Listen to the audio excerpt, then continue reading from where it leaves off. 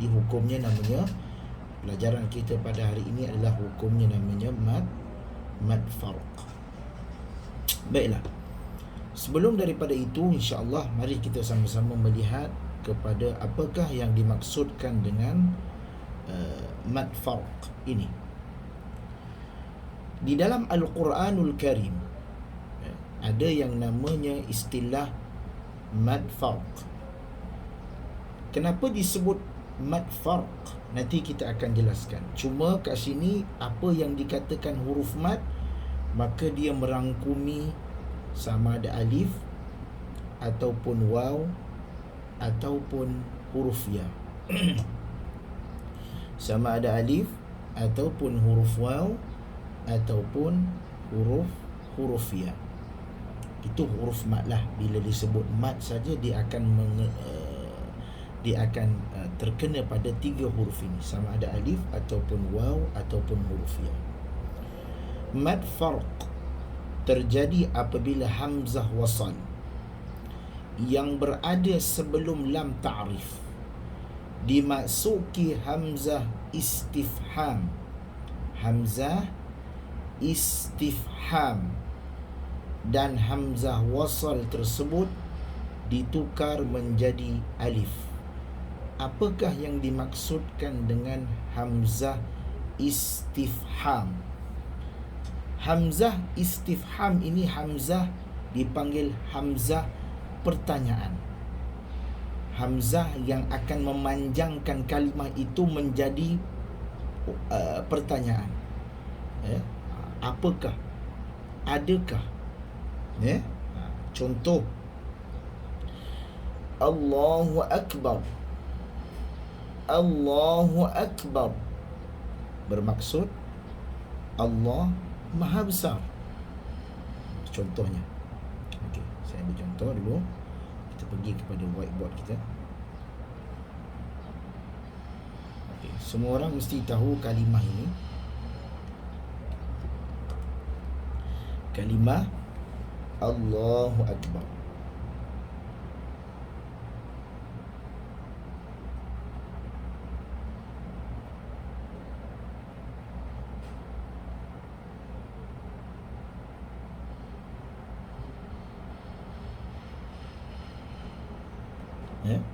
Perkataan Allahu Akbar bermaksud Allah Maha Besar. Bermaksud Allah Maha Besar. Biasa kita tahu kalimah ni. Kadang-kadang kita sebut kalimah ni di dalam solat. Allahu Akbar. Kadang-kadang kita sebut ketika takbir. Allahu Akbar. Baiklah. Ini kalimah Allahu Akbar. Kalau kita lihat contohnya, sekiranya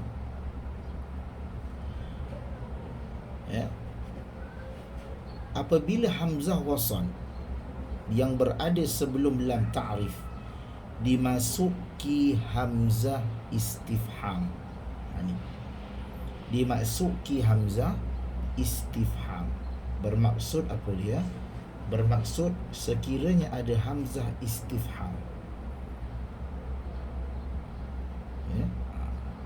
di depannya, maka di sini akan jadi lafaz pertanyaan. Maka akan dibuang hamzah wasal ni, ditukar menjadi alif, dan menjadi lafaz pertanyaan, adakah?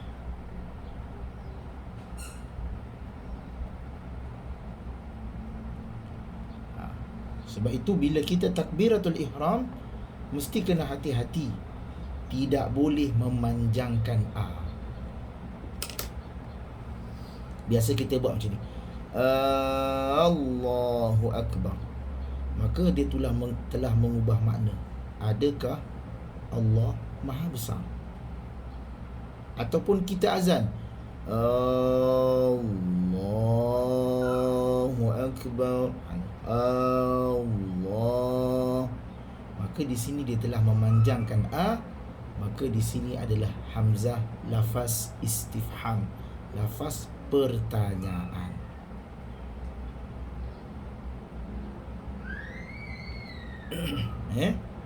Maka di sini hati-hati, kerana dia telah mengubah, panjang saja dia telah mengubah perkataan itu.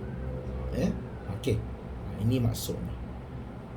Baiklah, kalau kita lihat contohnya di sini, apabila hamzah wasal yang berada sebelum lam ta'rif dimasuki hamzah istifham dan hamzah wasal tersebut ditukar menjadi alif, dinamakan mad farq kerana bacaan tersebut 6 harakat untuk membezakan di antara lafaz istifham, yakni lafaz pertanyaan, dengan lafaz khabar, berita.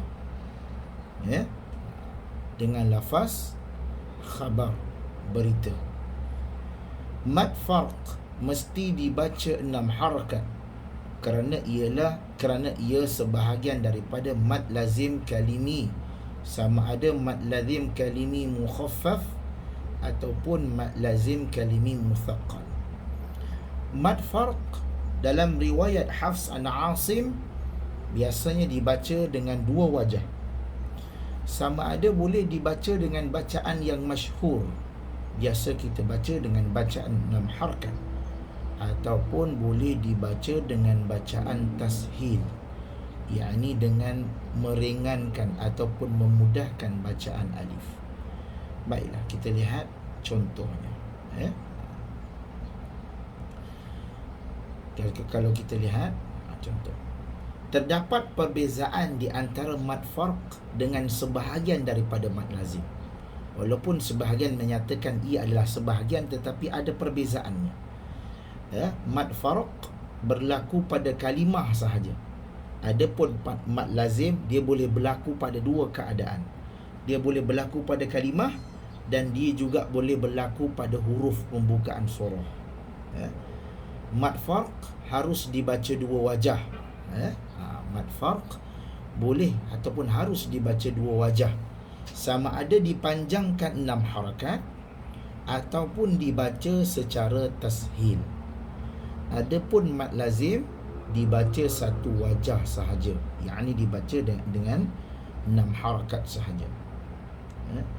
Huruf mad pada mad farq berlaku pada huruf alif sahaja, manakala mad lazim boleh berlaku pada 3 huruf, sama ada huruf alif, huruf waw, ataupun boleh berlaku pada huruf ya. Okey, ini bab yang lain. Baiklah, kita pergi kepada nota kita supaya lebih jelas penerangan dan juga apa yang nak kita faham daripada mad farq ini. Kalau kita belajar Al-Quran ataupun belajar tajwid, yang pertama sekali apa yang nak kita tekankan adalah cara mengenal hukum-hukum di dalam Al-Quranul Karim. Sebab itu di antara hukum yang sangat penting untuk kita pelajari pada hari ini adalah disebut dengan nama mad farq. Mad, kalau kita belajar hari ini sebutannya adalah mad F-A-R-Q ataupun fa ra qaf. Mad farq, yakni bermaksud mad pertanyaan. Istilahnya lah, benda mudahnya mad pertanyaan. Okey, yang pertama sekali, kaedah untuk menentukan macam mana kita nak tahu mad ini mad farq. Apabila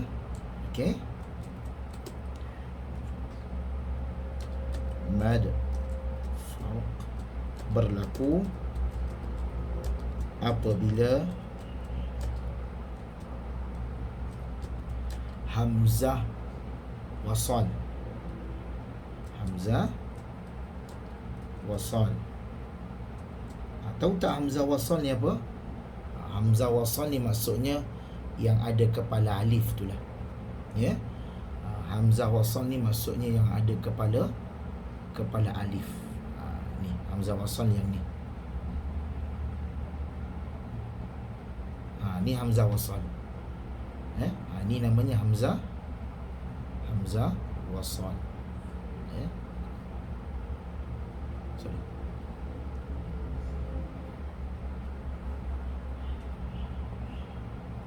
Ini namanya hamzah wasal.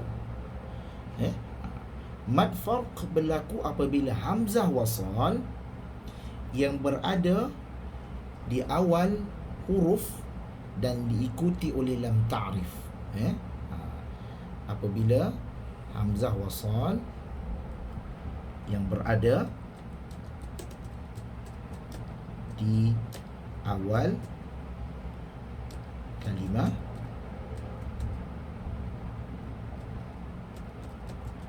dan diikuti oleh lam ta'rif. Ta'rif. Lam ta'rif ni maksudnya apa? Lam yang berada di awal kalimah. Lam yang mati yang berada di awal kalimah. Dalam erti kata lain bermaksud lam yang mati yang berada di awal kalimah. Besar sangat lamnya Okey. Yang berada di awal kalimah. Dalam erti kata lain, maksudnya apa dia? Maksudnya alif lam. Begini. Mesti kita pernah jumpa lah perkataan ni. Di awal kalimah kalau kata nama khas, biasa ada alif lam.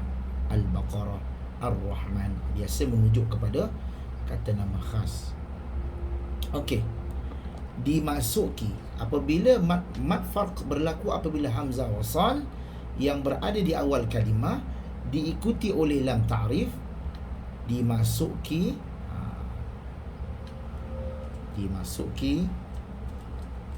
hamzah istifham. Dimasuki hamzah istifham, yakni hamzah di depannya. Saya letak hamzah di depannya. Okey, di sini dimasuki hamzah istifham, yakni hamzah pertanyaan. Dan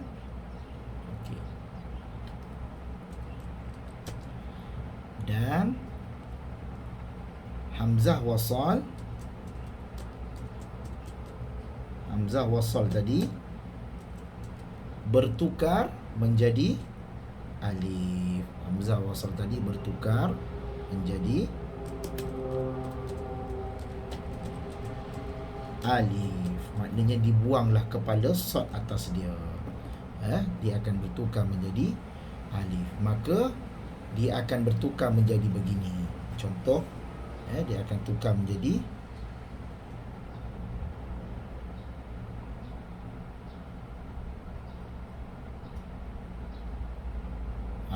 dia akan tukar menjadi begini. Asalnya begini, maka dia tukar menjadi begini. Maknanya daripada satu keadaan kepada satu keadaan yang lain. Ini namanya mad farq. Bertukar menjadi alif. Bila berlaku keadaan ini dalam Al-Quran, biasa dia akan tulis beginilah. Biasanya dalam Al-Quran dia akan tulis dalam keadaan begini. Biasanya dalam Al-Quran. Bila keadaan ini, maka kita kena baca dia dengan bacaan dengan bacaan dua wajah. Okey. Dibaca dengan bacaan dua wajah. Yang kedua, dibaca dengan bacaan dua wajah. Okey, wajah yang pertama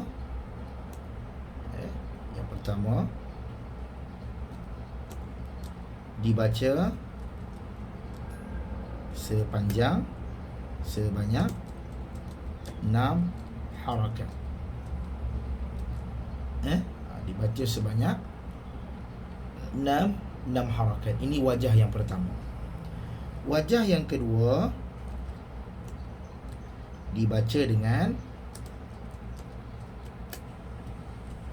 bacaan tashil. Dibaca dengan bacaan tashil. Nanti saya tunjukkan apakah yang dimaksudkan dengan tashil ni. Apakah yang dimaksudkan dengan tashil? Baiklah. Kenapa disebut dengan nama farq? Kerana ia merupakan lafaz istifham. Dinamakan farq kerana ia merupakan lafaz istifham, yakni maksudnya pertanyaan. Pertanyaan. Maksudnya pertanyaan. Dinamakan lafaz istifham, dinamakan mad farq kerana dia merupakan lafaz pertanyaan. Baiklah. Cuma kita nak lihat kepada kaedah cara membaca. Kita pergi kepada kaedah cara bacaan. Bagaimana cara bacaan 6 harakat. Kita pergi kepada nota kita.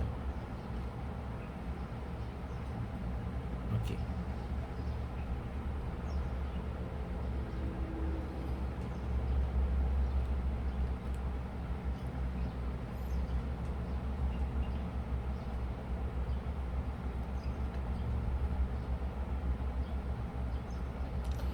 Pada ayat yang pertama, kalau kita lihat, pada ayat yang pertama pada surah Al-An'am ayat 183, biasanya akan dibaca bacaan yang kita selalu baca. Kita baca biasa, kalau nampak macam ni saja, dibaca dengan bacaan 6 harakat. Qul adzakaraini harrama amil unthayain. Ini biasa yang kita baca, panjang 6 harakat. Qul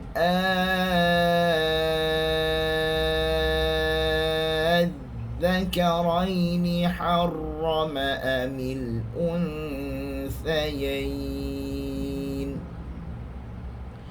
Begitu juga pada surah Al-An'am ayat 144. Sama juga, ayatnya sama. Qul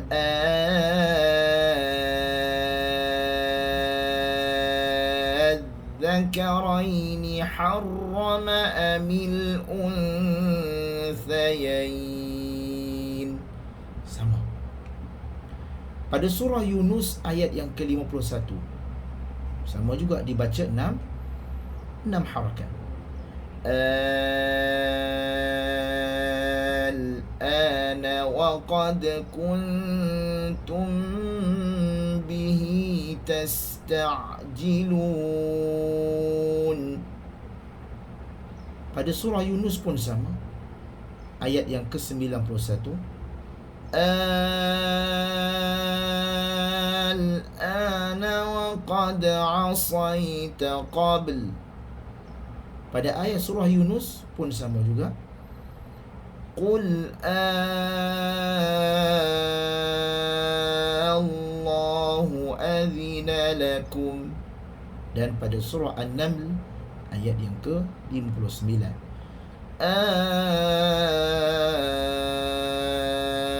Allahu khairun amma yushrikun. Baiklah. Maka bacaan yang pertama dipanjangkan dengan bacaan 6 harakat. Dipanjangkan dengan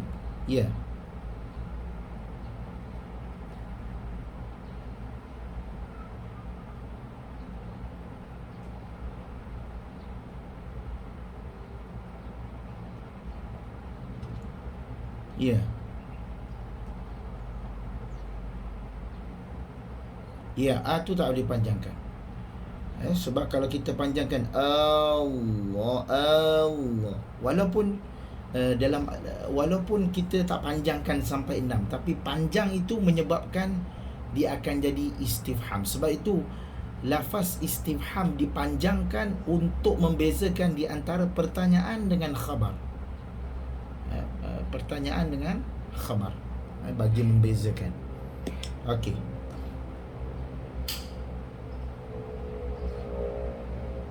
Ya.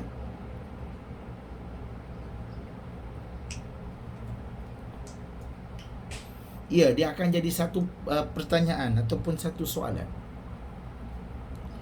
Kalau kita memanjangkan Allahu Akbar, Allah, kita nak masuk takbir umpamanya, nak khusyuk, kita was-was. Sebab itu penyakit was-was ni bahaya, ya. Sebab tu hati-hati. Maka di sini kita mesti kena yakin, bila kita kalimah Allahu Akbar, teruskan Allahu Akbar. Jangan Allahu Akbar. Dia telah panjang kat situ. Dalam masa yang sama dia telah mengubah makna. Okey?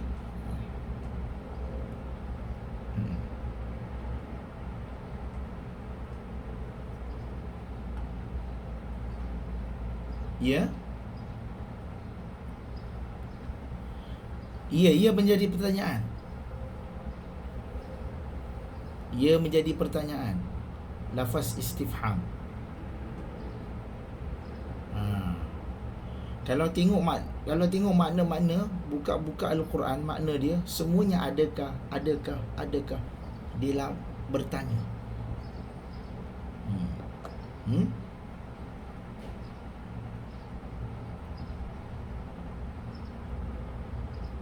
Mad jaiz berpisah hamzah tu dengan huruf selepasnya. Huruf mad dan huruf hamzah itu berpisah. Mad jaiz. Mad jaiz, mad dan hamzah berpisah. Mad jaiz huruf mad dulu. Ini hamzah berada di hadapan kalimah, diikuti oleh huruf hamzah wasal. Dan hamzah wasal itu bertukar menjadi alif. Dia beza, sangat beza. Kalau istilah mad jaiz, kalau istilah mad jaiz, yakni apabila huruf mad, alif ataupun waw ataupun ya, bertemu dengan hamzah dalam dua kali kalimah. Contoh ya, baru ya satu ayat, satu ayat, baru di ya selepas huruf mad. Kat sini sekarang hamzah berada pada satu tempat. Itu pun bukan alif asalnya, dia asalnya hamzah wasal.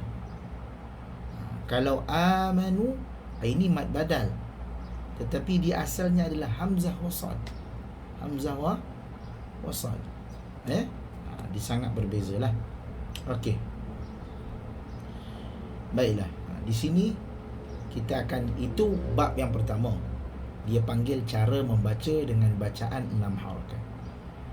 Bagaimanakah pula dengan cara bacaan yang kedua, yakni cara bacaan tashil?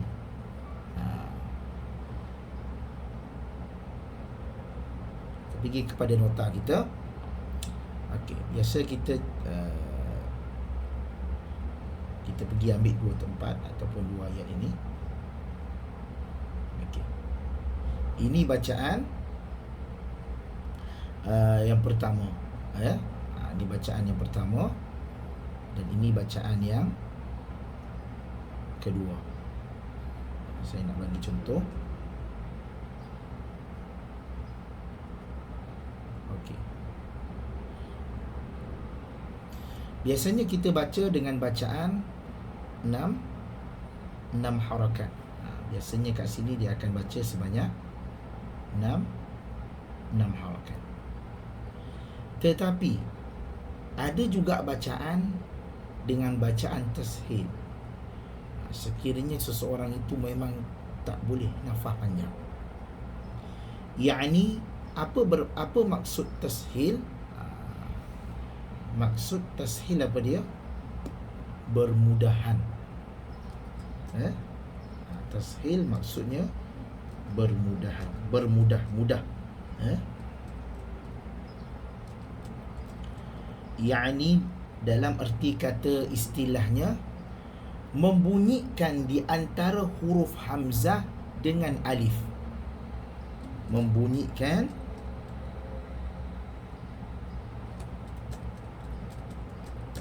di antara huruf hamzah dengan alif. Membunyikan di antara huruf hamzah dengan alif. Ini maksud tashil. Okey. Macam mana kita nak tahu membunyikan huruf hamzah dengan alif? Di sini ada dua kaedah ataupun cara bacaannya macam mana. Okey, bacaan yang pertama. Hamzah bunyinya a. Hamzah bunyinya a. Alif tak ada bunyi lah. Di antara tengah-tengah. Contoh bacaannya. Qul adzakaraini harrama amil unsayain. Qul adzakaraini harrama amil unsayain. Qul Allahu adhina lakum. Qul Allahu adhina lakum. Ini bacaan tashil. Yang pertama, bunyikan hamzah a. Alif ini ditukar ataupun hamzah wasal itu yang bertukar menjadi alif itu ditashilkan, dimudahkan. Dia bunyi seperti macam hamzah, bunyi seperti di antara hamzah dan alif.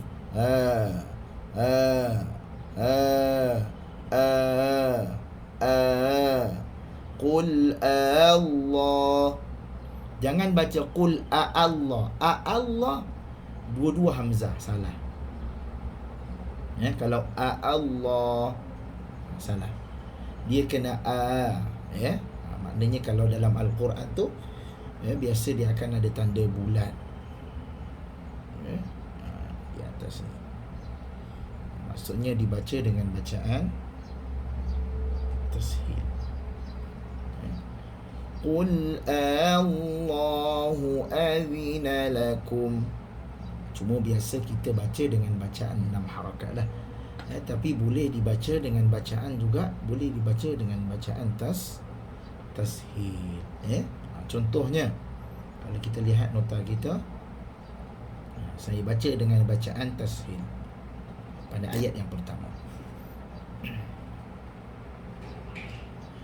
Qul adzakaraini harrama amil unsayain. Qul adzakaraini harrama amil unsayain. Pada surah Al-An'am, Qul adzakaraini harrama amil unsayain. Al-ana wa qad kuntum bihi tasta'jilun. Al-ana wa qad kuntum bihi tasta'jilun. Al-ana wa qad asayta qabl. Qul Allahu adhina lakum. Qul Allahu adhina lakum. Allahu khairun amma yushrikun. Kalau kita lihat pada surah An-Naml ayat 59. Biasa kita nak baca ayat ni panjang. Okey. Biasanya kalau kita baca, sama ada boleh dibaca dengan bacaan 6 harakat ataupun boleh dibaca dengan bacaan tashil. Allahu khairun amma yushrikun, ataupun tashil. Allahu khairun amma yushrikun. Boleh dibaca dengan bacaan tashil dan mad farq, dibaca dengan bacaan 6 harakat. Ini bergantung kepada individu. Cuma kalau boleh praktikkan dua-dua, supaya tidak kekok ataupun tidak terkejut bila orang lain membaca dengan bacaan yang lain. Kok tiba-tiba imam baca dengan bacaan tashil, maka kita tak boleh kata dia salah, kerana itu salah satu bacaan. Okey, wallahu taala alam. Mudah-mudahan ada satu yang bermanfaat pada hari ini, insya-Allah. Jadi kita dapat tahu mad farq ini adalah mad pertanyaan. Sebab itu hati-hati bila kita nak panjangkan kalimah A itu. Jangan sampai dia mengubah makna. Antaranya kalau kita takbir Allahu Akbar, Allahu Akbar, ataupun biasa kita nak takbiratul ihram, Allahu Akbar, Allahu Akbar. Biasalah. Jangan sampai terpanjang. Sebab itu baru-baru ni kalau kita dengar kat radio ada budak kecil dia cuba azan Mekah tu, Allah. Di situ dah ada salah dah. Mungkin nak tiru tak apalah, nak cuba tiru azan Mekah, cuma pada segi lafaz tu ada kesilapan sedikit. Allahu Akbar, Allahu Akbar. Dia terpanjang tu. Jadi maknanya akan boleh berubah. Wallahu ta'ala a'lam. Okey, insya-Allah kita jumpa lagi. Subhanakallahumma wa bihamdika nashhadu an la ilaha illa anta nastaghfiruka wa natubu ilaik. Wa sallallahu ala Muhammadin wa ala alihi wa sahbihi wa baraka wa sallam. Walhamdulillahirabbil alamin. Assalamualaikum warahmatullahi wabarakatuh.